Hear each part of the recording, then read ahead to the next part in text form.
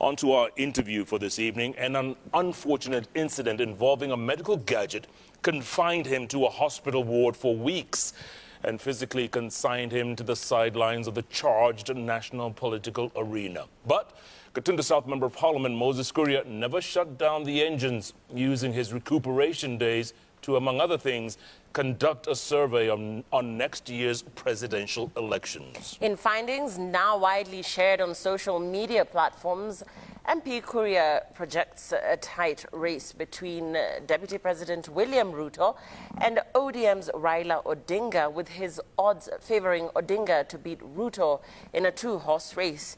And in a wide-ranging interview with Citizen TV's Sam Gituku, Kuria rejected the clamour by Ruto's UDA party that like-minded parties should fold up and join UDA.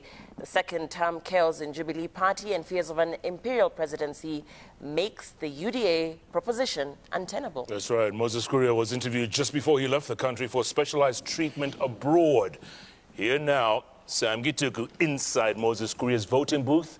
We'll leave you with that. See you back here next week. That's right. See you next week. Same place. Enjoy the interview.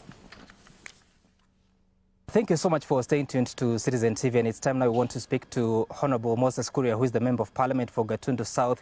He has also been said to be the leader of a new party, Chama cha Kazi. He'll be talking about that. But lately he has been under the weather. He has been in hospital, going through some treatment. To be talking about that. But also he has come out and spoken about matters politics, including his preference for who he thinks should be considered for running mate from the Mount Kenya region. Honorable Moses Kuria, it's good to see you today and in good health. What looks like. So maybe you can begin by telling us how you're feeling now, because the last time we spoke to you in an exclusive manner, you were still in hospital. Yeah, much better, really. You know, given the injuries that I got, the burns that I got, it's just a question of time. You know, just have to, you know, follow the doctor's procedures. You know, continue following, taking, you know, the prescriptions by the doctors and giving it time and lots of resting required. You know, which I'm privileged to be getting a lot of rest and care now at home with my family. So. I thank God. It have much more improvement than from when I last talked to Citizen TV. For how long were you in hospital? Cumulatively from 23rd of September until a week ago. So we can say it's close to a month and a half in hospital. I think all in all it was 40 days. What is the next phase of treatment according to the advice from the doctors? Now I've been asked to go for some specialized tests, not really treatment, but tests, post-healing tests, which I'm going to go out of the country and, you know, spend quite some time there, also relaxing. And I look forward to being back on my 2 feet fully in the beginning of 2022. Mm-hmm. Yeah. What are those tests? So what we say in football is I'm out for the rest of the season. But what are those tests? Normally, you know, after you go through this kind of injury, there is a risk always, that maybe nerves, maybe some tissues may be affected, just for abundance of caution, really, nothing, you know, very serious. And I've seen you walking with very measured steps, and you look like you have some specialized shoes. How is this, and what is the impact of this injury to your normal walking? Well, I'm not yet fully healed. I mean, that's a fact. So these shoes, which I call my designer shoes, designed by a gentleman called Mark Nyacheo from Borabu in Nyamira County. So I call him my Giorgio Armani. So they're meant to assist in my, you know, to reduce the pressure on the injury areas. And these are my shoes for the rest of the year, really. For how long can you stand as of now, even with the shoes? No. Yesterday I had a meeting pretty much the whole day with my aspirants and officials from from my party, Chama cha Kazi. The whole day, we had a whole day conference. And, you know, half of that time, I probably was on my feet. All right, and I wish you all the best as you get into the next phase of healing. Thank you. And let's talk about politics, because you're now talking about Chama cha Kazi, and you've done so for the past quite a number of weeks now. The last time we saw you, you were propelling a candidate of PEP, People's Empowerment Party. Yes. How did you make that transition to now Chama cha Kazi? You see, there was deliberate, you know, People's Empowerment Party is an old party. Yeah, it was an old party. It was there before. It was once run by my friend Maina Jenga. It was then handed over to Gigi Kariuki, and then before it was handed over to the current officials who ran the party.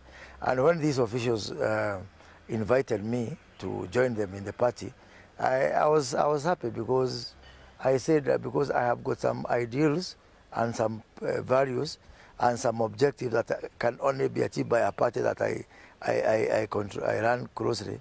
I thought that I found a home. But later there was a lot of interference. One, from people who used to run the party before. Two, from, you know, all sorts of, you know, busybodies within politics, with a view to destabilize me. That's when I decided. Who are those busybodies? Well, let me just say that I'm a person of interest in politics. And every time I am running a party, that is likely to destabilize some equations here and there. So, especially because of our win, the first time that after I took the party was to try to win MCA seats in Moranga. And I did, and I won. I won in Moranga in a place called Gaturi with the PEP.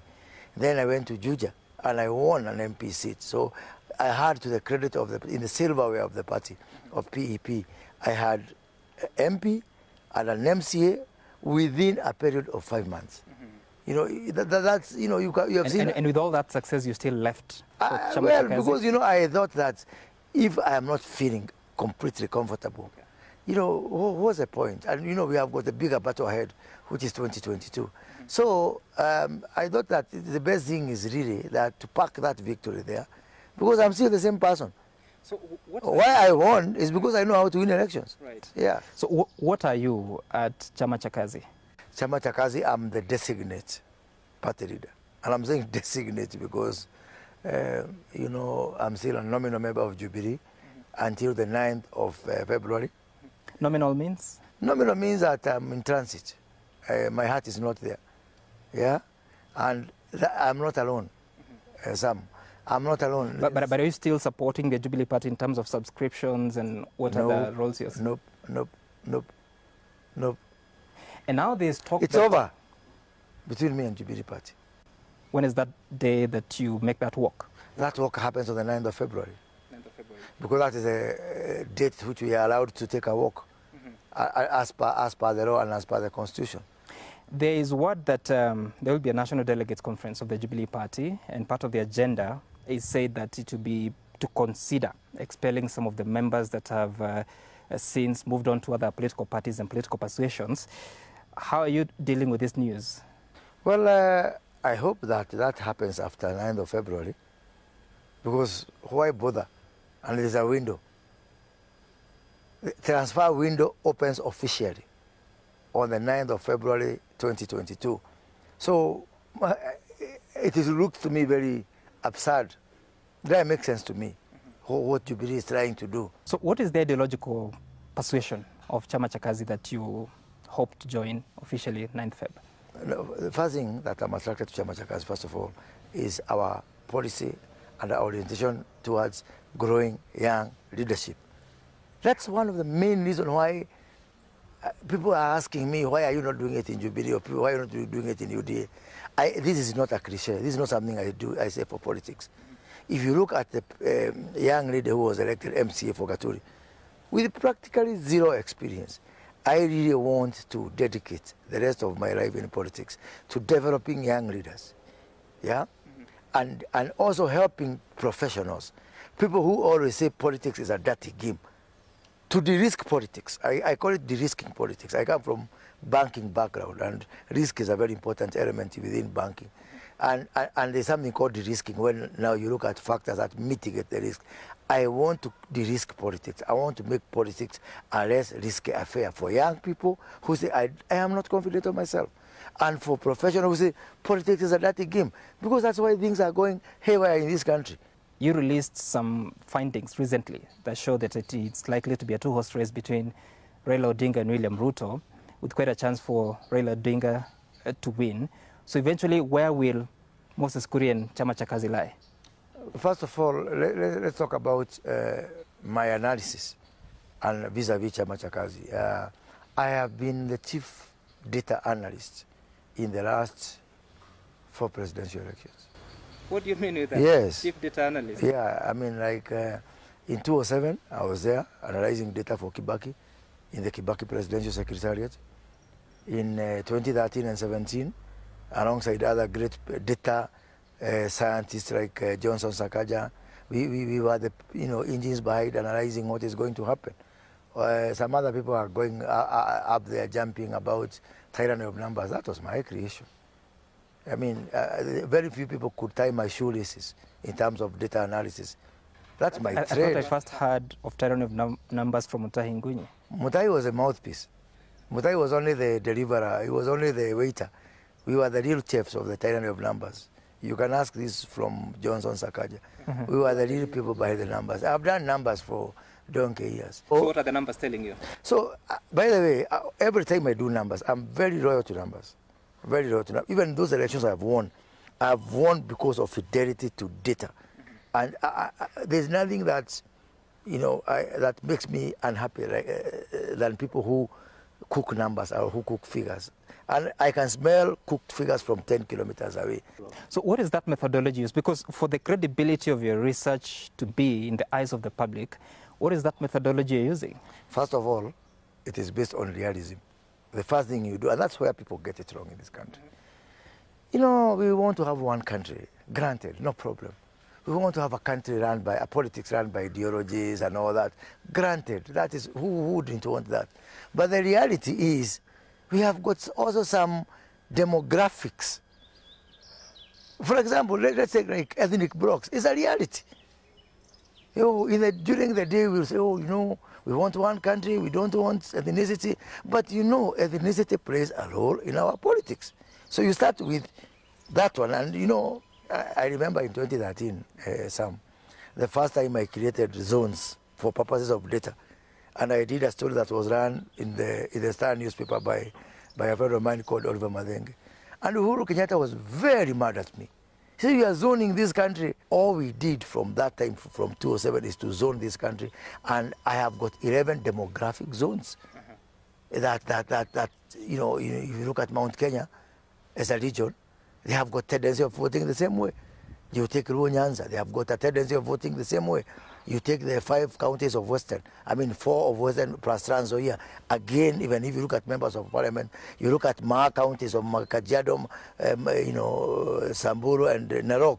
You take a county like Turkana, which is a cluster by itself, because it does not vote like any other cluster in this country. So you need to go back to history, and I have gone back to all the elections since 1992 to be able to validate and verify that these structures exist. That's number one.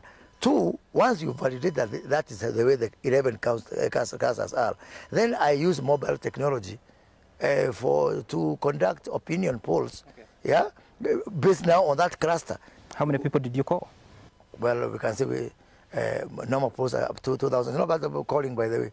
I use a technique that is based on what we call USSD technology.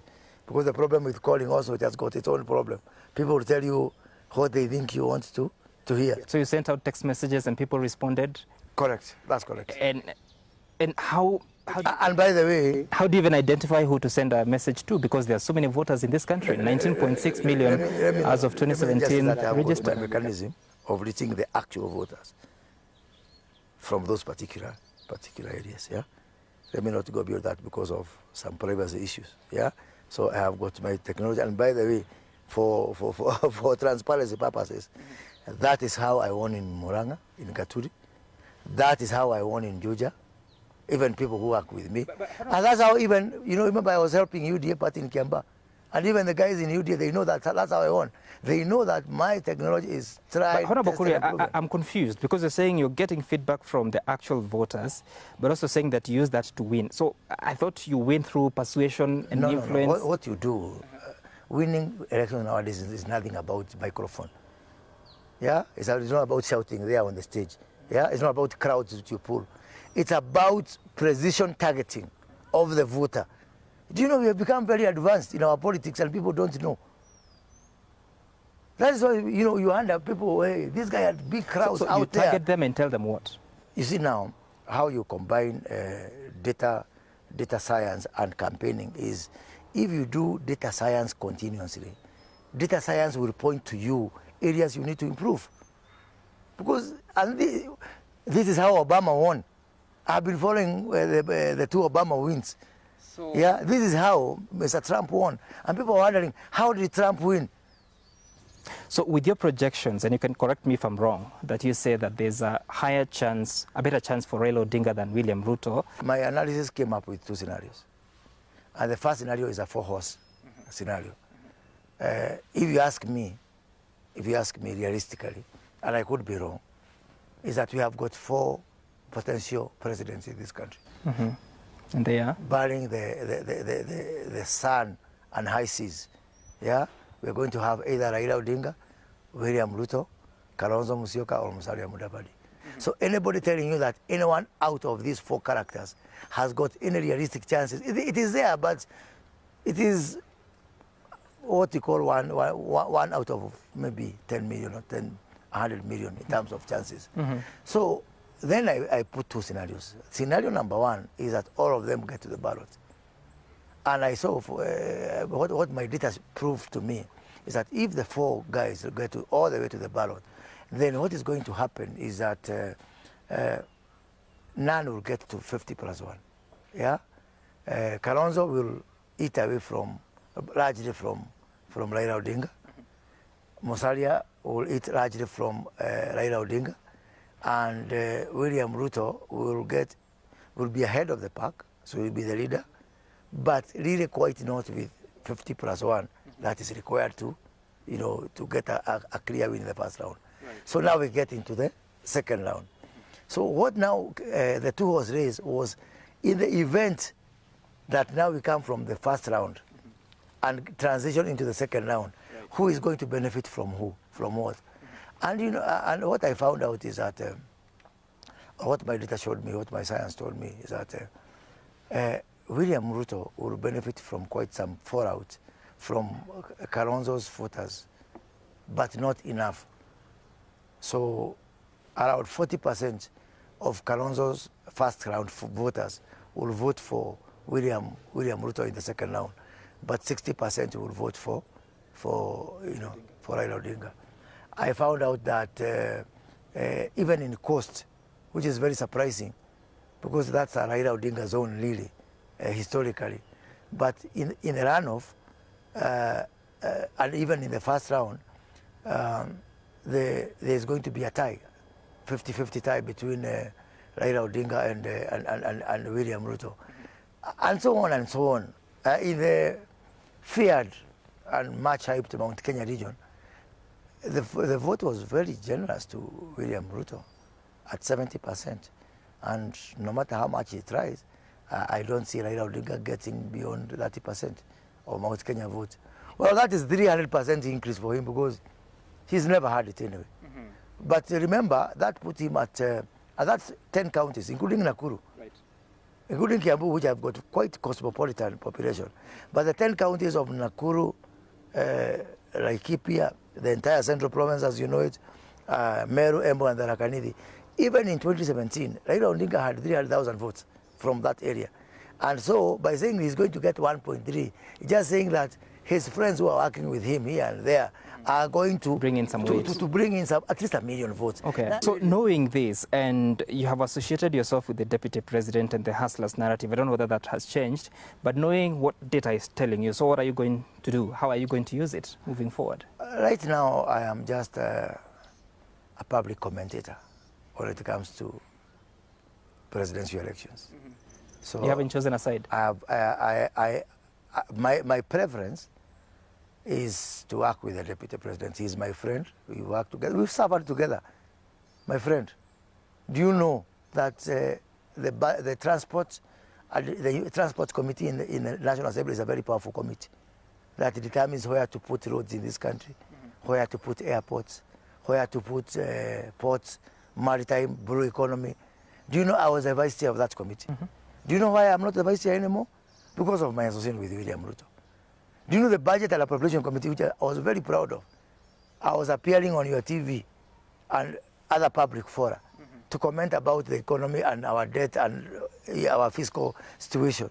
Because since I put my foot in Parliament, I have been a member of the Budget Committee. Do you know what? I was removed from that committee. Why? Because I'm a friend of William Ruto. And by the people talk about deep state. Who is supposed to be more deep state than Moses Kuria? What do you mean? Well, that is how Kenyan politics works. I am the member of Parliament for Uhuru Kenyatta, the president.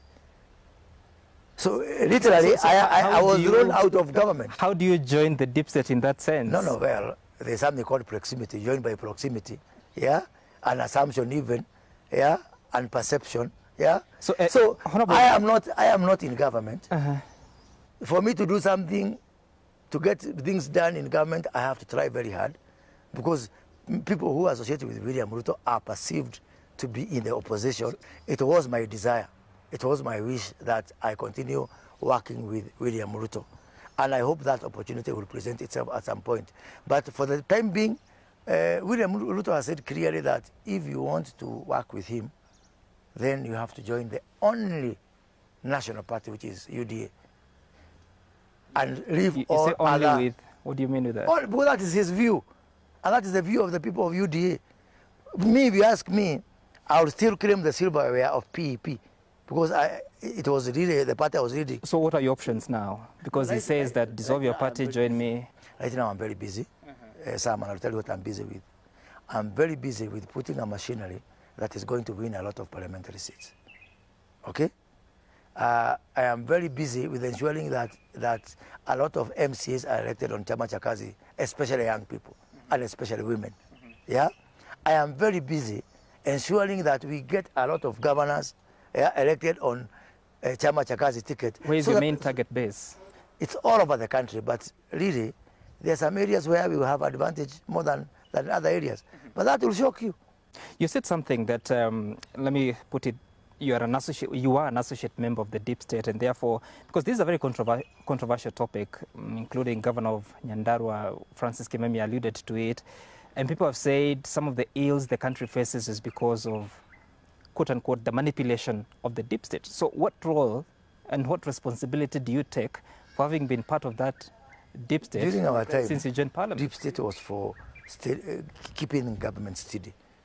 Deep state were people who would sit and say which is the best way to support the president and to support the government to deliver on its objectives.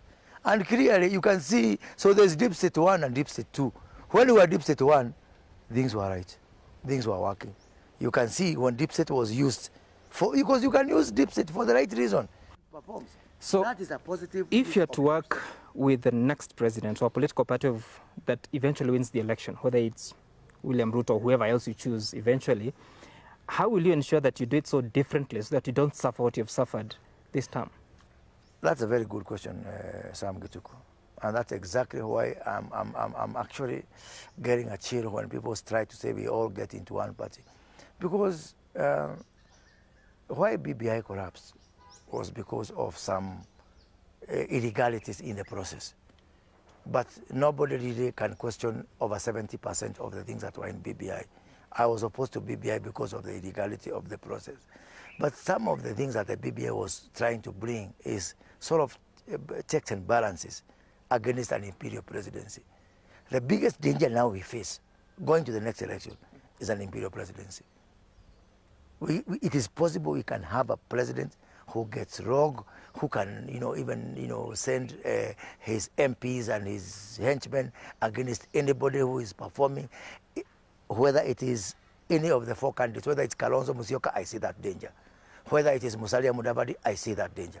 Whether it is Raila Odinga, I see that danger. Whether it's William Ruto, I see that danger. So having parties having coalitions is one of the ways of mitigating against imperial presidency, against impunity, against somebody waking up because you have the president and you have the powers, thinking you can do things that we have seen happen in this country in the past. So I really do hope. And people are trying to tell me, oh, you know, you guys are trying to blackmail other parties, UDA, I don't know, ODM and what, to a pre-election coalition. Personally, I'm not looking for pre-election coalition with anyone. And I'm not faulting anyone. I am not a crybaby. What are you looking for? We are going to have a strong party. And I'm going to take my case to the people in the new year. Yeah? I'm going to take my case to the new people and tell them, look here, guys. Irrespective of whom you vote for president, we need to have checks and balances. We need to have, because now the BBI is not the checks and balances, political parties and coalition are what is going to ensure that we put our agenda on the table, another party puts its agenda on the table, and together we have our voice count and our voice heard. It will take time, Sam. I have been warned.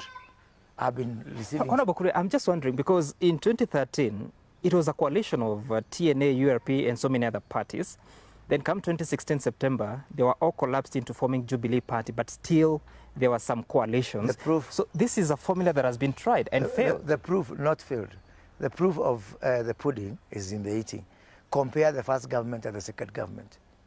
Compare 2013-17 with 17-22. 13-17, there was largely mutual respect. Yeah, there was largely consultation. Since we collapsed this party into one Jubilee, see what has happened. The deputy president has been reduced to actually, you know, somebody who wakes up and looks for some work to do because his duties has been taken away. Now, do. Would this have happened in 2013-17? Would it have happened? Because the TNA, URP, sort of New Fort Kenya, it creates some sort of what we call parity. So for you... So some balance of power, some which necessitates, even why we have the 50+1, yeah, is to necessitate consultation and concurrence on many issues. So what we have actually, the best litmus test, the best test of what would happen if all of us were to fold our parties and to join one party is exactly what has happened from 2017 to date, whereby now it is my way or the highway. So that is the real danger facing us, and it has been tried and tested. So you're not boarding? I am not boarding. I am not voting. In terms of voting parties, I'm not voting. I want to take you back to the frustrations of the deputy president that you referred to in the second term. Recently, when you left hospital, you came out and said that you've looked around and you think that Honorable Martha Karua, former Justice Minister and the party leader of NARC Kenya, should be considered for a running mate position. What informs this stand that you've taken, and have you spoken to her about this? That's a good question. If you have watched Kenyan politics since 2016, and you go and Google Moses Kuria and Martha Karua in the same sentence, what will come out is that at one time I made some statements in Mount Elgon about how the deputy president ended up at The Hague, and I mentioned Martha Karua among others, and Martha Karua took me to court, and she won a libel case against me, and she was awarded costs. At one point, she was auctioning me. She was even auctioning me. So whatever I say about Martha Karua, you cannot say she's my cup of tea. I mean, we have had differences, you know. So whatever I said about Martha Karua should be seen in that context of somebody I don't even agree with. But I want to be remembered after my life as somebody who was true to my word and true to my principles and true to what I felt was good, not for me, but for this country. So have you spoken to her about this? And is it even something she'd be interested in? I've spoken to Martha. You remember we are in Mount Kenya Unity Forum with Martha Karua, Mwangi Kionjori, my good friend William Kabogo and other people. And I have told Martha that I feel that she should be deputy president. And she asked me why. I told her, one, because there is an overwhelming feeling in this country that even to have a new awakening, that maybe us from Mount Kenya region need to take a back step and see how another community can learn this country, and to support, willingly support somebody from another region, which I think it is marvelous. It's a great thing for for our democracy. Yeah, that the Mount Kenya region. 5.3 million ongeza juzi. So we're now at 6 million just within those 10 counties. I'm not even looking at the diaspora. Then you get to around 8 million voters saying we are not going to vote for Moses Kuria or for somebody else for president. We are going to vote for Raila Odinga. Moses Kuria, I would have to calculate that because IBC just said the other day that 1.4 million registered voters, new voters were registered across the country. So I don't know how you arrive at 700,000 coming from the 10 counties of Mount Kenya. We can do those maths, my friend. We can do those maths. But I'm just wondering. It's neither here nor there. But if you add the diaspora vote, the people from Mount Kenya descent, who are in Coast, who are in Uasin Gishu, who are in Bungoma, who are in Kisumu, who are in Kakamega, who are in Garissa and all other places, it is not far-fetched, you know. Honorable Karua has been on record saying that she'd want to lead Kirinyaga County, and serving Kirinyaga County is serving Kenyans. So when you come to suggest this, is this something that she would warm up to? Well, I think Mother Karua, even when she had the event in Kiruguya the other day, she came out very clearly. And I support her. Deputy presidency is not a seat you vie for. Otherwise, even me, I would vie for it. Yeah, I am qualified, and I believe I can marshal the votes to be deputy president. Deputy president is something you are asked by somebody else. Please be my running mate. You cannot force it. You cannot force yourself to be running mate to someone. The question is, what is within the control of Mother Karua now is to try and be the governor of Kirinyaga. She was there in 2017. She believes that she won, and whatever happened, happened. That we can't get into that because courts have pronounced themselves on the matter. Right. But I think that Kirinyaga people have, now they have learned a lesson, and I think Kirinyaga people now believe that they could have had a better governor if they had elected Mother Karua to be governor. So, by the way... Let me just cut it short. If you had to focus on the short history of joint tickets, where they have a presidential candidate and a running mate, that is 2013 and 2017, the running mates are people that command, whether it's regional votes or whatever situation that may be under consideration. William Ruto bringing in his support base in 2013 and 17, Kalonzo Musyoka bringing in his support base in 2013 and 17. So in your analysis, has Martha Karua gotten herself a support base that would really say that she's bringing weight to the ticket? And that's the real difference, Sam. That's the real difference between Mother and others. Remember, I could have easily said, I have got support base also. I can bring in votes, real votes. I could have proposed myself. If I was in UDA today and I asked William Ruto, please make me running mate, I will bring in a lot of votes. But there must be something more than votes. And I do believe that a government with Mother Karua as a deputy president it brings in, for example, experience, a lot of experience. Someone has to be big enough to recognize when somebody has got something you don't have. Mother has got some experience I don't have. And I'm not saying that we don't give people without experience an opportunity. But why would all that experience go down with history? Yeah? Why would she needs maybe to tell us about Kofi Annan and about Selena Talks and about when she was Minister for Justice and about the clamor for the new constitution and about fight for multipartyism. That is experience.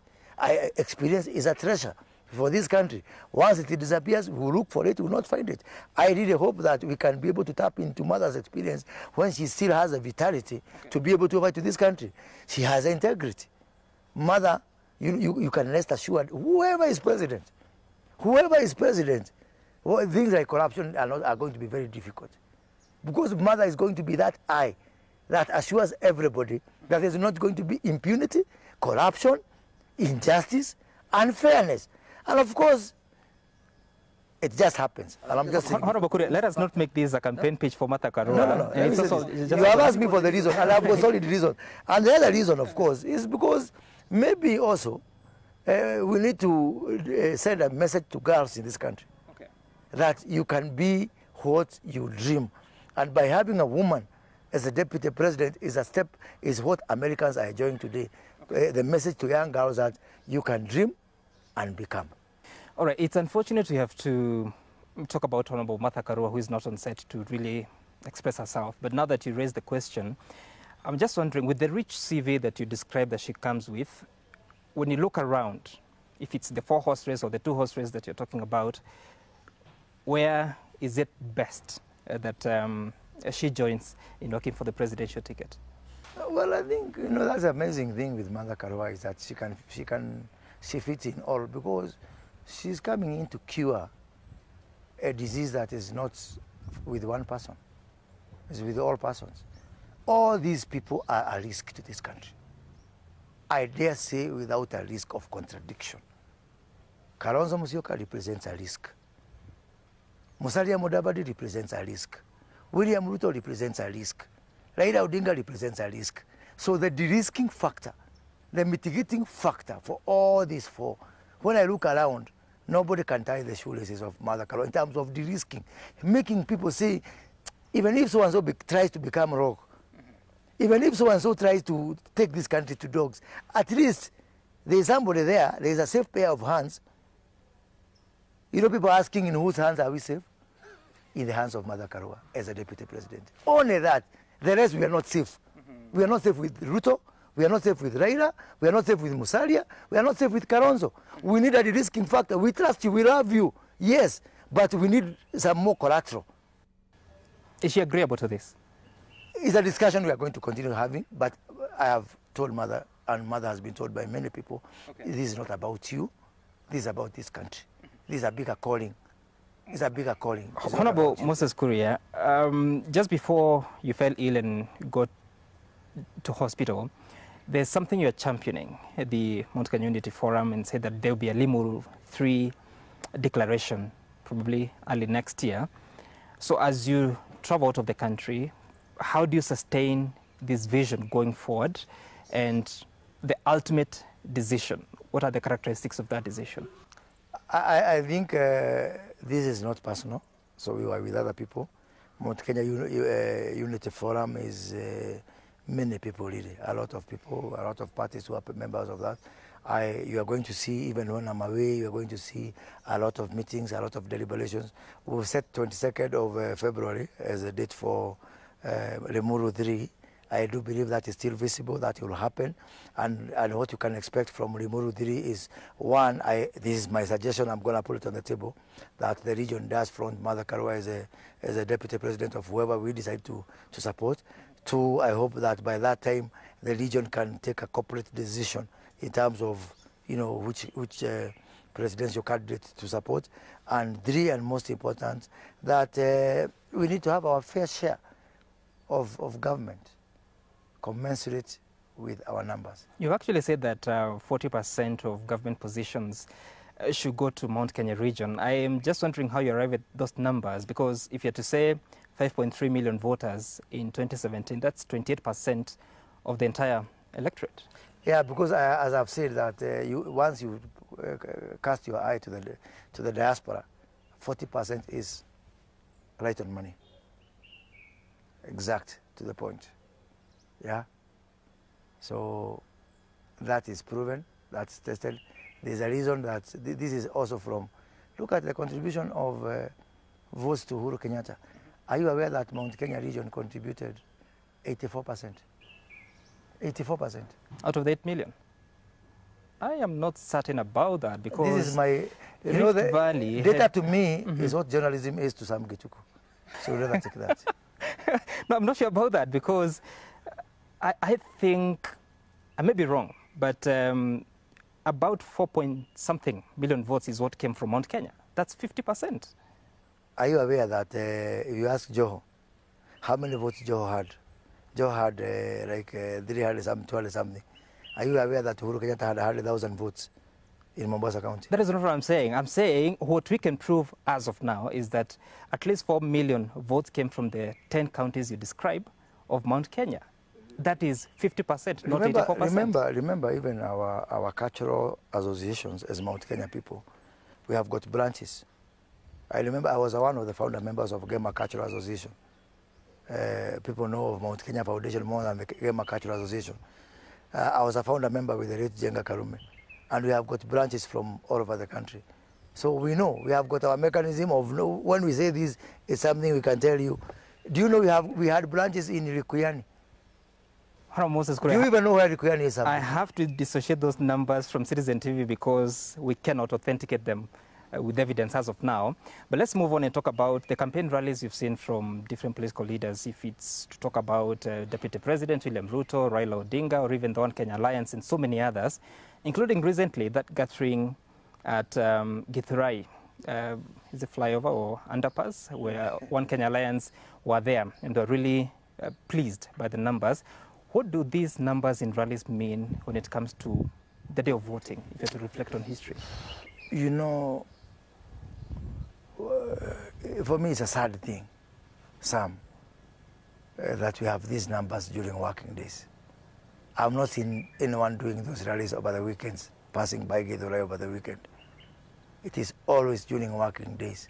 And for me, the Kenya Bureau of Statistics need not go far when they start measuring things about unemployment and about how we are doing bad as an economy. That even anyone needy. Raila Odinga passes by Githurai, there are crowds. William Ruto passes by Githurai, there are crowds. One Kenya Alliance passes by Githurai, there are crowds. I just wish that all these alliances, also spend time to go and think, ask themselves, why are we able to get so many people come to listen to us during working days? It means these people are unemployed. It means these people have got no means of livelihood. It means in terms of opportunity cost. People find that they are better off coming to listen than doing something. Means that whatever they will be doing is paying less. Imagine where listening to someone pays more. You want to tell me for you to attend such a meeting there's a no, well, maybe entertainment value, not money value. Yeah. Okay. Imagine someone saying entertainment value of this meeting is much higher than the income I would generate from my kiosk. It's really a measure of how much work we have to do in this country. And do they really translate into votes? Let me tell you something that I've done some study of some of the few recent meetings. The bulk of the voters, these meetings attract 10% of the voters, of the potential voters.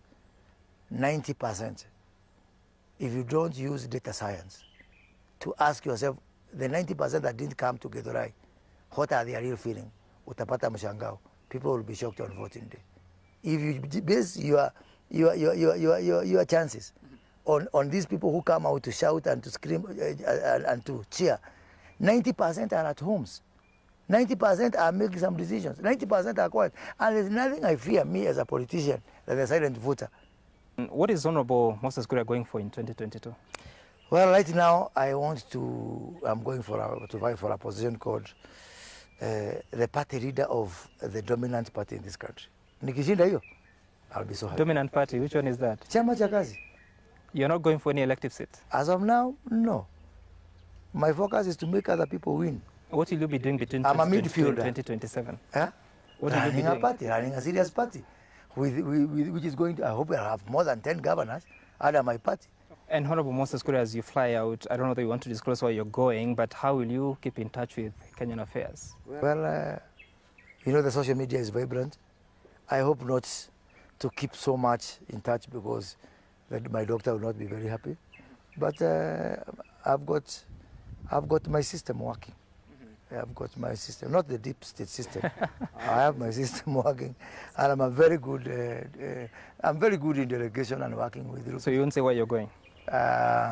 For the time being, okay. let it be between me and my doctor. All right. Honorable Moses Kuria, thank you so much for making time for us and wish you all the best as you go for the next phase of, you said it's not treatment, it's healing. Wish you all the best in that.